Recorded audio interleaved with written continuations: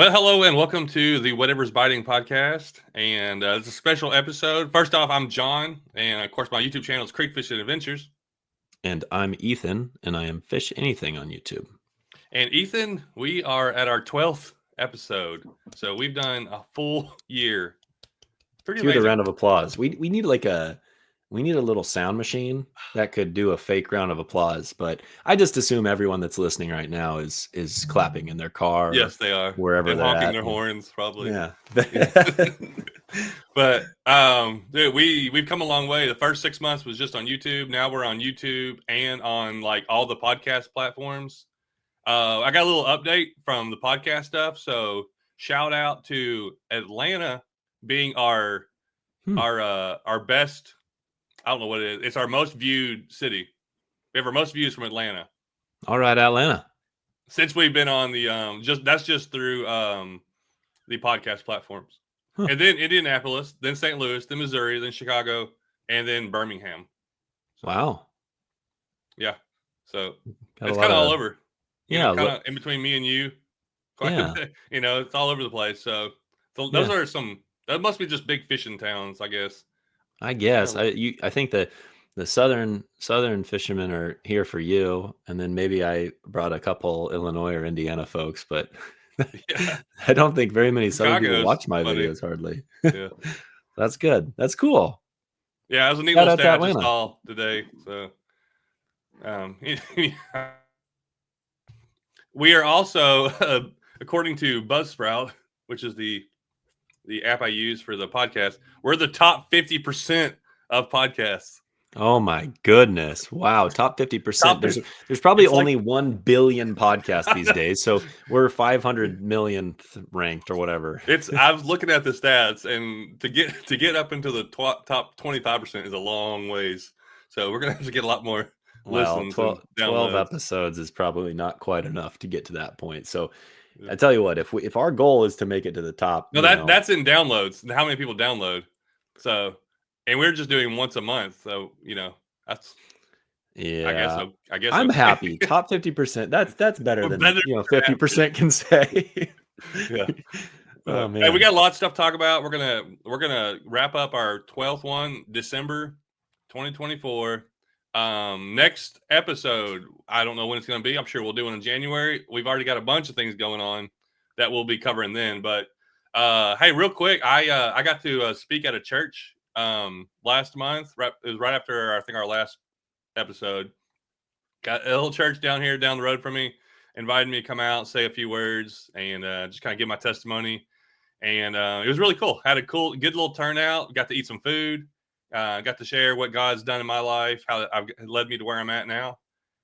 So it's kind of a fun little thing. I don't know if it's something that I'm like looking to do more of, because I grew up in a pastor's house, so I'm used to my dad preaching like all over the place. I've been to so many churches, gone to every kind of event there is. So it was kind of strange for me to be kind of like speaking at something like that. So that's really cool, dude. I'm glad you did that. That's really neat. So good for you. We left off, I think, last week talking about crappie fishing, and I had somebody comment recently because I put out a crappie video, and someone said Ethan's gonna be jealous. I was like, yes, right, because I got another crappie video coming out. Wow. Must be nice. The last fish I caught was 11-inch black crappie. Nice. I caught it on what was it called? It was a little lure I picked up from the store. It's a little like 1-inch swimming tail, maybe like 2-inch. It's called something, crappie something. I forgot what it's called, but it's just a little like 2-inch lure with a little bitty tail on it.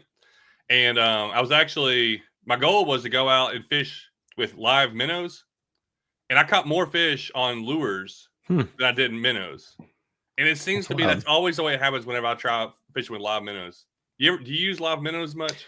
Man, I never use live bait like at all. I have a feeling I'll probably do that a little bit more in the next couple of years as I start fishing with my, toddler a little bit more, because it's just, it's a little easier. But yeah, that seems wild to me. Like crappie, you would think 9 times out of 10 they're probably gonna eat, minnows just a little bit better than artificials. But it's also, I can't, if you're in a boat or you're like scoping, you can sit right on top of them. I was just fishing a bank, Yeah. and I love to cover water. So I'm like covering water with a lure 10 times faster than I can Yeah, with a for live sure. bait.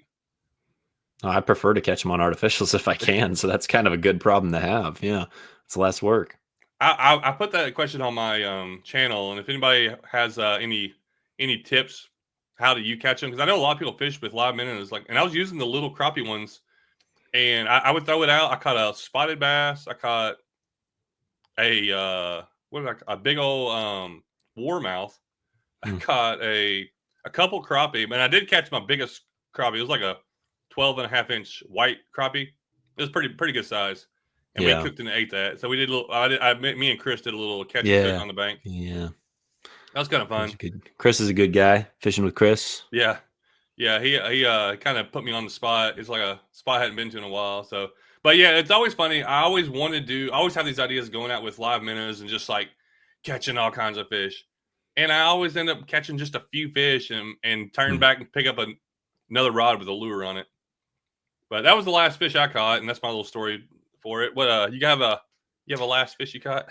I do. So actually, I'm going to start off by saying Michigan has not been playing nice. I fished not this last weekend, but the weekend prior.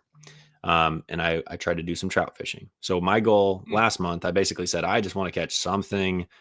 I'll probably fish some moving water and just see what happens. So I went and tried to do a little bit of trout fishing. And I'm going to get to my last fish. But the other thing that's happened since then is we had a real nice stretch of frigid cold weather. We had 12 to 15 degrees for a couple days. All of a sudden, some of the smaller bodies of water had some real promising looking ice on them.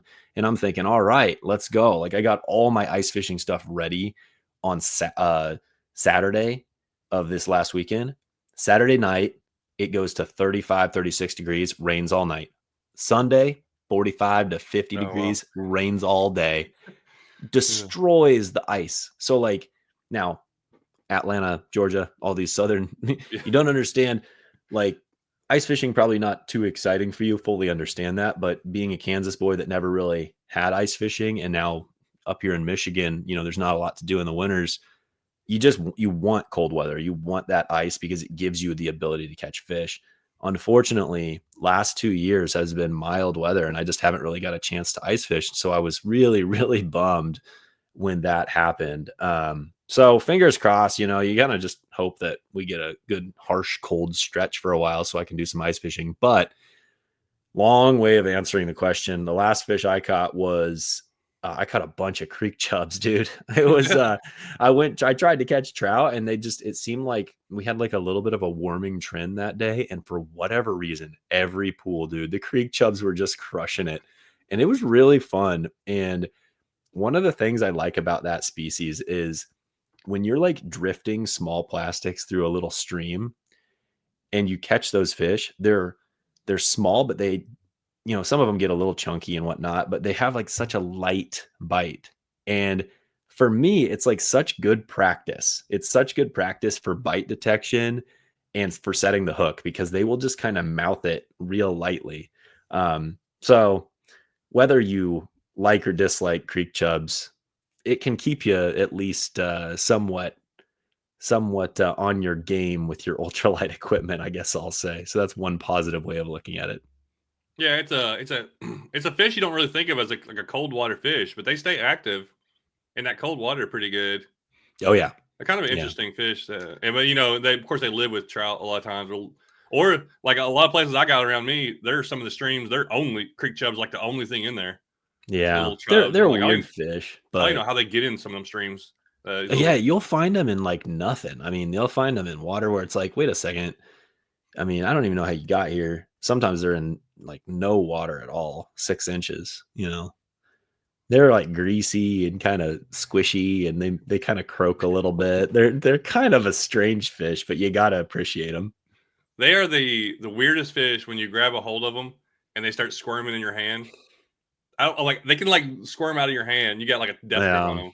It's They're so kind of weird. goo. They're kind of gross a little bit, but it was fun. I'm glad I caught something at this point in the Yeah. season. Like I said last time, it's like honestly, I knew that it was going to be a tough month for me. I was pretty pleased with what I got. So I got a couple little panfish news I think will be interesting. One of them we'll cover because I went to Florida a few weeks ago, and the fishing was definitely different this year than last year. Like I couldn't find as many peacock bass. Also, I kind of fished some new areas, so I pull off at Mhm. this one little runoff right on the side of the road, and I start wearing out spotted Mhm. sunfish. Have you Saw that caught picture. spotted sunfish? I've never caught them. I think they're so cool looking. I saw that picture you posted. That was a pretty nice one too. Yeah. That's really cool. So what'd you Do you catch them know on? what the state record for in Florida for spotted sunfish is? How much it weighs? It can't be too big. How what? 0.83 pounds. Dude, that one that you posted was pretty solid then. Yeah, I was kind of thinking, I was like, well, I'm sure there's probably like a pound and a half or something, but no, that one I caught at, I bet it was close to half a pound. It was pretty good size. And then I ended up Oh, that's catching sweet. a giant bluegill, which I think it was in the video that I posted today. So if you're listening to this, it's already been posted. But I caught a bluegill that was like, it was a complete circle. It was so circular. I'm like, I don't even know how that happens. Like I've never caught one. They're weird. It was like that. So I guess, and the mouth was like tiny compared to its big old body. So I'm like, I've it must caught a have few like really been that eating good. too. I've caught a few like that too. Now they weren't big fish; they were literally just circles though. And I caught them when I caught them. They were in a river system, and I don't know Hmm. what the heck why they turned out that shape, but they were funny looking. I'll have to look at a picture of yours. Mine was a copper nose also. Yeah, I they don't get a catch them little very often. So when I chunky. do see that, I'm like, okay. So I got a little. Chris actually sent me this here a while back. So there was a state record long ear sunfish caught. Hmm. What state was it? I said this to you, but Yeah, that was somewhere down in south, Mississippi. So Mississippi. Yeah. state record long ear sunfish caught in Mississippi on a Z-Man Larva Z by Eric Mayo. I would he caught it on a BFS rod. Hmm. What's the reel? I can't read what it is. I don't know what that reel is, but it was 0.51 pounds. I That's feel so funny like that he like went and got it, like that he even thought to like go get it certified or something. Like a lot of times somebody's gonna catch something like that and they're just gonna be yeah. like, "Hey, this is cool." Don't Yeah, chunk, that's a throw it back nice in. one. Oh yeah, that's the biggest one I've caught. Yeah. Yeah, Yeah, that is I mean, good for that guy. It's cool. It sounds like he's if he's BFS and he's probably kind of like a gear junkie. That seems like a lot of times the BFS guys that they're pretty into the gear, and so obviously he knew what he had. He was yeah, obviously pretty into it. But yeah, I think bold prediction. I think we're gonna see a lot more panfish, those niche species. I think we're gonna see more headlines with records in the next few years because I think there's a lot more interest in ultralight fishing these days, and there's starting to be better gear. And obviously I like, I own Mule and all that stuff, but there's a lot of companies that are innovating in this space. And I think there's a lot more attention on light fishing, which is great. That's a great thing. And, now anglers might think to say, hey, I'm going to go see if this thing's a record because, yeah.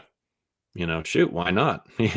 So 10 years ago, people didn't care as much, and now they do. So that's pretty cool. Thanks for sharing that. Yeah, I think it's neat to see the people get into that style of fishing. And I mean, and it's got to be like that for every style of fishing out there. At some point, somebody didn't really fish for it. And then they're like, hey, you know what's fun? This fish over here. Hey, you know what's Hmm. fun? This fish over here. Um, but I mean, a lot of times we are either saltwater fishermen or bass fishermen. And I'd say that's probably the biggest two groups. And I guess there's cat fishermen too, I guess. They're a pretty big group. But it's fun to see the rise of pan fishing and light stuff. And that leads to one of our comments that we had. He commented on the YouTube channel, Lone Star Pan Fishing, says, where did he say here?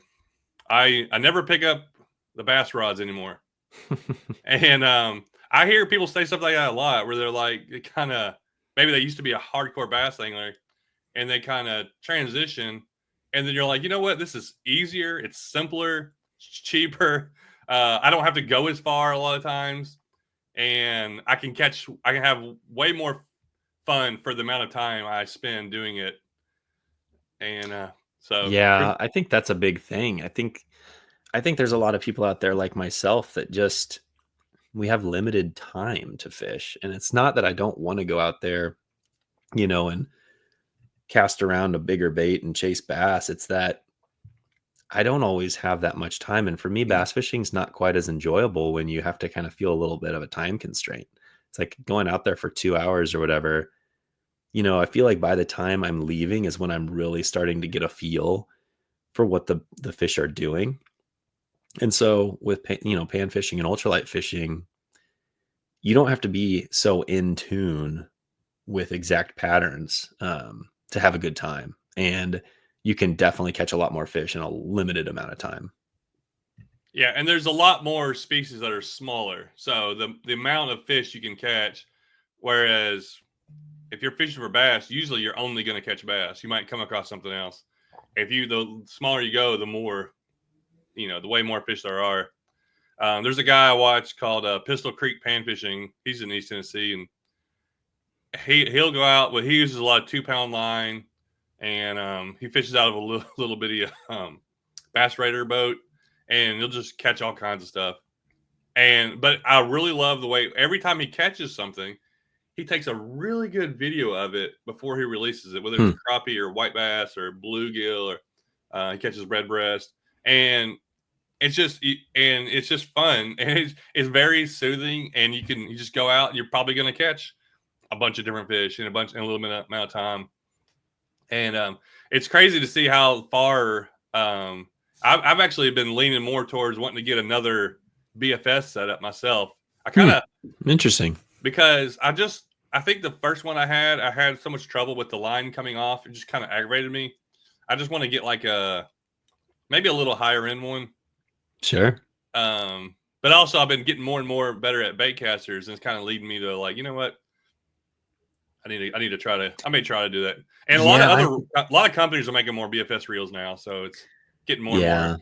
There's like a sweet spot too. Like if you throw a lot of stuff in that like 1/16 to like 1/4 range, or you want to, that BFS to me is like, it is kind of fun. And there's a lot of, especially like more power fishing type baits, stuff that would, typically be associated with a bait caster, except just smaller versions, like a little micro spinner bait, little 1/8 ounce spinner bait or whatever. That kind of stuff is really fun on a BFS. I don't feel the need to throw the real micro stuff, and that's why I just prefer to use spinning in those cases. But yeah, there's a kind of a sweet spot. It's funny that you mentioned that though. Is like we're coming up on Christmas here, and one of the things I decided I was going to do is I got one of these little Daiwa mini cast 40s. It's literally like I don't have it here because I actually put it on an old BFS rod. It's a push button reel, and I got it I'm going to give it to my son. Yeah, he's 3 years old, and it's just like this little kind of micro push button reel. And I'm like, man, I'm going to get this, and I think I want to try something. And when I got it, I'm like, yep, it's perfect. I have a Major Craft Troutino 4'10" ultralight BFS rod, like a nice rod. It's been sitting in my room. I never use it. And I'm like, dude, my toddler is going to have the most ridiculous setup. Yeah. He is definitely going to break this, but I hope not. But it's like, it's not getting used by me. I don't really want to ship it. Like, he's going to have a really nice BFS rod with just a push button reel, and it's going to be so funny. But this thing comes pre-spooled with like 4-pound test. I think this was like a $35 reel. The thing feels pretty good. I'm not going to lie. I actually might do like a video on it at some point, because to me, like a nice push button reel for like, if you have kids or like nephews, or, it's not a bad thing to have around. I don't know why I took this direction, but you made me think of it because of the fact that I'm giving my son a nice fancy BFS rod that I don't need. So many fish on Zebco 33s. Oh yeah. And I used to use them all the time. I love them. They're still great. I know full grown adults. They're like serious fishermen. They fish with those. Yeah. And they catch fish on them. So it's not like you have to have something, I know some people look at them like, oh, that's kids. Hey, if it works for you, there's a guy, and there's him and his son fish in South Georgia, Georgia Boy Outdoors. They fish these little floats a lot. I've been watching their channel like crazy, and they both use them. They just They have a little 5-foot rod, push button reel. All they're doing is casting about 15 feet, 20 feet, and catching slab sunfish. They just It's come up and hit the awesome. top water, and it's just it works perfect. I'm like, that's all you need. If that's what you don't have to have a $100 setup or $100 Yeah, reel, that but is. Yeah, we get so I worried about love the all that nice stuff. stuff. It's fun, but yeah, you can get. I feel like I go too crazy sometimes. Like you don't have to have it. I think I'm more excited about this reel than I am a lot of my $100+ reels. $35 I didn't even know Daiwa plus. made something like that. Yeah.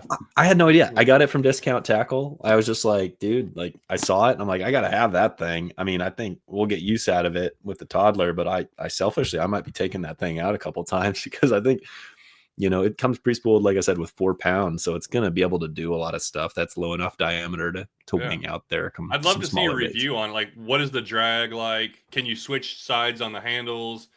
Stuff like that. And then how does it work for yeah. That's a perfect thing. You take somebody fishing. I take people fishing, they're like, I don't know what you can use here. Try to find something they can use. Well, anybody can use that really quick.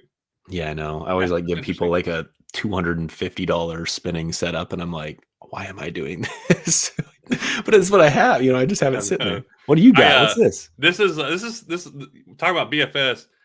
One of my best Hmm. videos this year was throwing this on that BFS rod in a little creek. It's a Plopper 65. It was like custom painted. I don't know what the brand is, but I was looking back at that video and I was like, man, that thing got really good views and like people are really interested. And I was like, that was really fun using that, but I had trouble with the reel. I was like, I'm gonna have to do that again this year. I need to have it set up and ready for when I'm doing a little topwater fishing in creeks. I can have me a little BFS set up to throw little lures, and I also have this really small buzzbait. I was like, dude, I would love to try that on a little cast, little BFS Oh yeah, setup. I think yeah. that'd be really neat. I had a couple little buzz baits. One was Strike King. One was Booyah. They're both totally fine. They're like a quarter ounce or something. And I was having line issues. I busted one of them off because the line broke. But yeah, same thing. BFS. I mean, it was perfect. Like a little BFS rod and reel for that like I said, more power fishing technique. Great for that micro buzzbait, that micro topwater, micro jigs, like anything that like I said, it's if it feels right in a bait casting reel, but you have a Yeah. smaller version of it, like that's where to me I have a lot of fun with it. I got a question here from Bob Smith, OL3YE, I think. Appreciate you listening and watching. But he asked the question, what was your favorite catch of 2024? And man, I was thinking back and it's hard for me to say one. I know my favorite day though. The favorite day I had fishing in 2024 was wading a creek with a buzzbait, and I just caught fish after fish on it. It was probably the best day of the year for me. That was one of my most memorable days, and I was catching like 12 to 14-inch bass, but they were just in a 2-hour span. I'd caught like 13, 14 fish. It was something crazy like that. It was just really fun. I can't think of a catch that was like. Probably as I catch so I go so many places. It's like a blur. I forget Yeah. what was last year and what was this year. I caught. Did you catch anything big this year that was like memorable? I didn't catch any like real giants, I mean, I kind of like big fish that were kind of random surprises, like big catfish, big carp. But I don't, a couple nice bass early in the season, but I didn't catch any like real standout trophy type fish. That's why when you mentioned this comment, I was thinking about what, what stands out to me. And I kind of actually combed through my videos just to kind of remind myself what I did this year, like you said. Um, Couple things. One of my springtime fishing videos when the water was still really cold, I was trying so hard for bass. I caught like a nice bass early in the day, and then it was just real slow, and I was doing a bunch of stuff. And then towards the end of the day, I saw marks in like 30, 35 foot of water. So I get out an ultralight drop shot, like tiny little bait. I got to cough real quick. So I start dropping that ultralight drop shot down there. and I start catching perch, a little yellow perch. Well, all of a sudden, I see a mark, and I don't have fancy electronics, just very, very basic electronics. But I saw a mark, and I started working it, and I ended up hooking it. I'm like, that's not a perch. That's a world record perch if that's a perch. I think probably 4+ pound largemouth in 30+ foot of water on a 1.5 inch mule fishing horsefly on a number 8 hook. I mean, like a tiny hook, right? Oh, wow. That was in like March or April. And that was definitely a standout for me. And I would say that's probably one of my favorite catches of the year. But there's others. I mean, the redfin pickerel, even though it's not like it fought hard or anything, it's tiny fish. But I've always, ever since I saw a picture of a redfin pickerel, I'm like, dude, I want so badly to catch one of those. And when I caught it and I had no idea it would be there, that was definitely a highlight as well. I just thought of a couple. I can't remember any new species that I caught this year. I'm not sure. You shared a new species or two, I think. I did. I know I caught something. Oh yeah, I caught it's not a chub. It's one of the chubs and the biggest chub, fall fish. Oh yeah. You I caught a caught fall fish. That's right. Yeah. Is that your fish? That's your fish of the year? Maybe it was the most unique one, but I have two bass. I'd have two bass catches that are very memorable, and one of them was actually I was catching yellow bass, and I reel it up to the bank, and like a 4-pound largemouth chases it around like 2 times and then eats it, and then the yellow bass came loose, and I hooked the bass and landed it. That was just really fun to watch. And then I caught the biggest bass of the year was I didn't weigh it, but it was over 6 pounds. It was on a mag fluke, and I watched that fish eat my mag fluke out of the river. It was 22. I think it was 22 inches long, or close to that. I had a bunch of days that were kind of slow fishing days, and I'd catch like a big fish though. I think I've only caught maybe 6 or 7 fish over 6 pounds. So that was one of my biggest fish ever, really. But I don't get a lot over 6 is pretty good. Yeah. But somebody told me about a place in Florida. Since in my Florida videos, they were like, "Go there. There's 8 and 10 pounders everywhere." I'm like, "Oh, okay. I'm sure there are. Whether I can get them or not, that's a different story." Yeah. This year was there's less time to fish this year, realistically. So I don't feel like I have as extravagant of stories. So I'm going to really think about during this winter. For me, I really got to think about how do I use my time in 2025. And that's maybe I'm thinking forward here a little bit and getting to another subject, but really reflecting on the year and thinking forward on 2025. It's like, man, I don't expect to have more time necessarily. It's how do I use my time? How do I make sure that I can continue to like achieve my goals and grow as an angler and catch new fish and make cool videos, but with limited resources, limited time. Yeah. And that's something I really gotta think about, because I want to be able to look back on the year next year when we have this same comment and say like, yeah, like that's definitely the one, but I need to find a way to, like, how do you save those moments where you can have them somewhere? Like I was thinking like take a Polaroid picture of something, like you have a Polaroid. I need to print out pictures on my phone. Like, all right, this was a memorable day. I'm printing this out, writing the date on it, put it somewhere. But I got a couple of things coming up next year that I'll go ahead and share. So anybody listening, I will be at the East Tennessee Fishing Expo in Knoxville, January the 23rd through 26th. So that's only a month and a few days away. The end of January there. It's usually really cold right around that time. So it's a great time. If you've never been to the Fishing Expo there, expect a lot of people, but dude, this is the place to go. Now I'm gonna like not buy anything till then, because there's so many good deals on stuff, especially if you get there the first couple days. I bought a rod last year. I ended up breaking it, but I gave $100 for like a $250 rod, and it was amazing. How much is it worth now? Yeah, not much. It was a 13 black. That's the only bad thing is you can't warranty stuff when you buy them from place like that, unless that company has a warranty. I don't know. But there was another rod I saw, and I came back around to get it. It was already all gone. It was a medium light that I wanted to try. But anyhow, this year, come by, say hey. I will be at a booth. I'll post all that on Instagram. Hopefully, I'm not coughing and sick on everybody. But I got a booth to myself. I'm gonna be hanging out and talking to whoever comes by. I'm planning to have some hats for sale. So maybe some shirts. I don't want to have like a million things I have to like bring with me, but my main goal is like meet and greet. Like you might there's have so to many hire an people. intern. So many people are going to want to come buy your merch.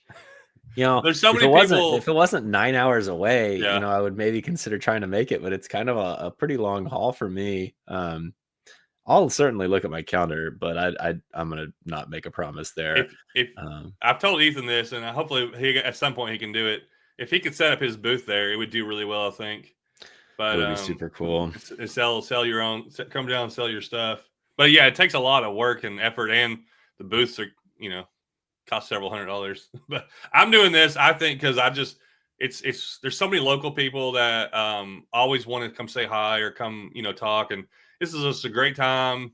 I've been there before last 3 years, and it's like super crowded. I have nowhere to stand, and but they're like who else will be there? There'll be Achigan. He came down last year. He'll have his Smalley stuff there. There'll be a million stores that have stuff 20 to 30% off, like really good stuff. You want to buy your brand, Shimano Vanford, you'll get it. You'll find the best prices there, stuff like that. And there's boats, there's kayaks, and then there's about 1 million people walking around. It is crazy.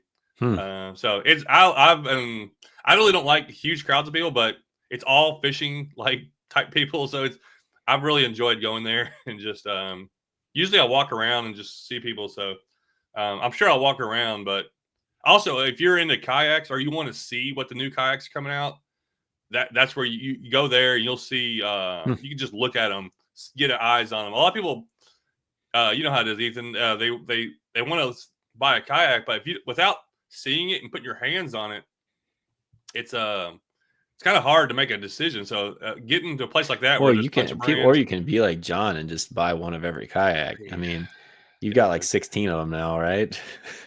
Yeah, a few. I got one that's inflatable that I haven't even opened yet. My gosh, you got another. All right. Well, yeah. So actually, sale. John's gonna set up a booth. He'll have 57 kayaks for sale. Everyone can leave with a kayak. Yeah, everyone gets a kayak. Sorry, I didn't mean. My goal for this kind of thing is I would like in the future to kind of go to other places around the country and set up a booth and maybe sell stuff. What I want to do is find some company. I want to bring a clicker, and everybody I talk to that knows me, I'm going to click it. And then next year I'm going to go to a company and be like, hey, I had this many people come by because I said I was going to be here. Well, you pay for my booth, and I'll be next to you, and I'll advertise that I'll be there at your, right beside this brand's booth.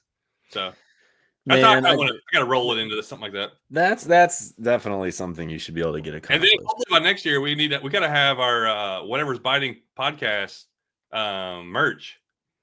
Actually, that's wonderful. That is a wonderful point, dude. I was thinking about that. I was like, dude, I'd wear that. We need something like that. We got 12 episodes out now. We're big time. You know what you just made me think of? I have a website, fishanything.com, and I don't have anything linking to our podcast. Well, son of a gun. It took me 12 episodes to realize that. I will be doing that. That's my homework between now and our next episode. You're holding us back. We could be in that. I know we would be in the top 49.7%. Yeah. Darn it. What else we got, John? Well, not a lot. I mean, obviously Christmas, and a lot of people will be able to get out and fish. Leave us with some wisdom here. Somebody's just, got a few days off work, got a little bit of time to get out. From around me, I'll say, go find a creek channel, because they drop all the lakes. So all the creek channels have access on the banks right now. Find a creek channel that's close to the river, close to the lake, and go through there with a little Bobby Garland or a little mule minnow 2.2 and just kind of cover some water because there's bass right now biting, crappie, bluegill. They're pretty active right now. It's not gotten too cold down here, so things are pretty active. They're trying to find something.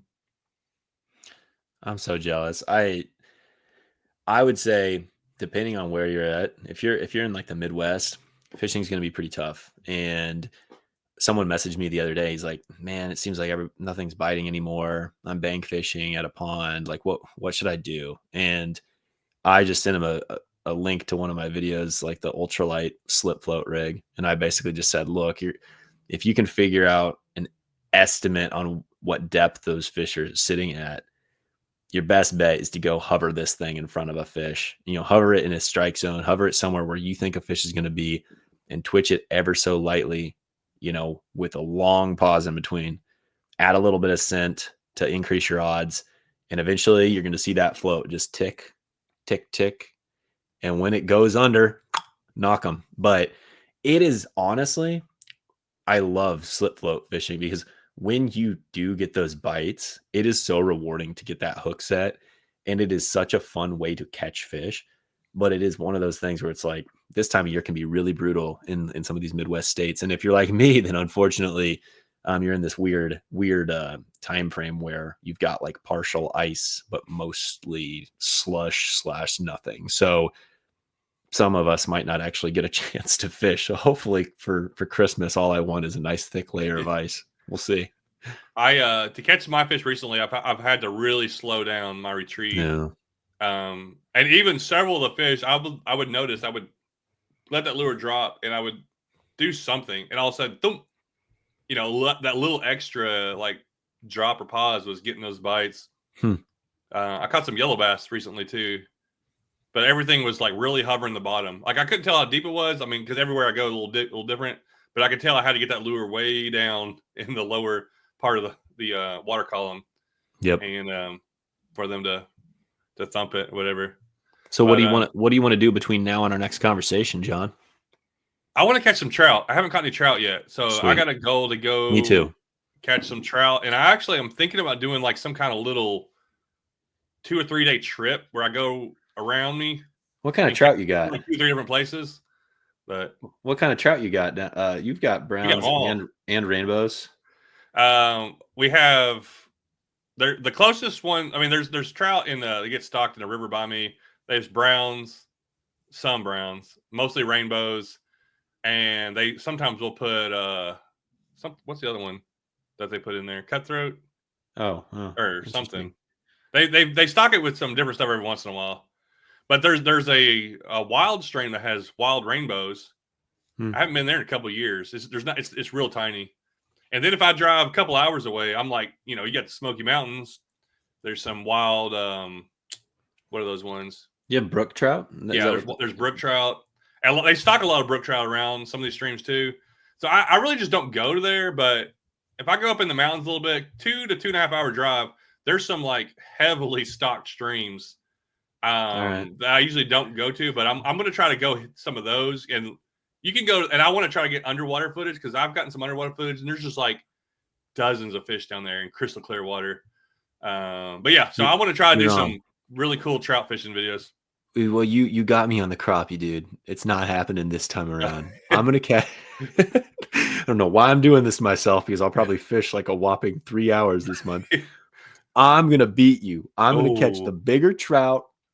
I'm gonna catch a nice brown trout, and it's gonna happen. You're gonna go out there for hours and hours and hours. You'll catch fish, but they're gonna be micros. I'm gonna beat you, John. All right, you're on. Next time when we check in, who's got the bigger trout to their name?